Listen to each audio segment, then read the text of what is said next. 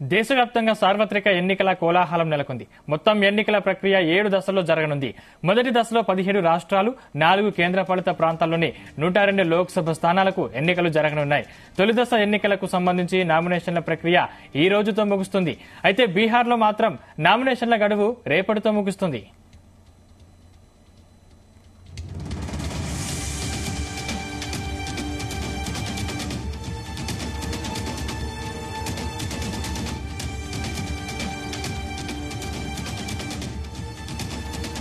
తమిళనాడులోని మొత్తం 39 పార్లమెంట్ నియోజకవర్గాల్లో మొదటి దశలోనే పోలింగ్ జరగనుంది.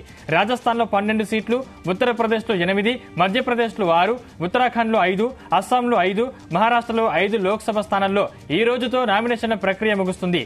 బీహార్లో 4, పశ్చిమ బెంగాల్లో 3, అరుణాచల్ ప్రదేశ్లో 2, మణిపూర్లో 2, మేఘాలయలో 2, ఛత్తీస్గఢ్, మిజోరాం, నాగాలాండ్, సిక్కిం, త్రిపుర, అండమాన్ నికోబార్ దీవులు, జమ్మూ కాశ్మీర్, లక్షద్వీప్, పుదుచ్చేర్లలో ఒక్కో స్థానానికి తొలి దశలో పోలింగ్ జరగనుంది. బీహార్లో మాత్రం నామినేషన్లను రేపటి వరకు స్వీకరిస్తారు. బీహార్ మినహా మిగిలిన ప్రాంతాల్లో రేపు నామినేషన్లను పరిశీలిస్తారు. నామినేషన్ల ఉపసంహరణకు మార్చి 30 చివరి తేదీ వరకు గడువు ఉంది. ఏప్రిల్ 19న 102 స్థానాల్లో పోలింగ్ జరగనుంది.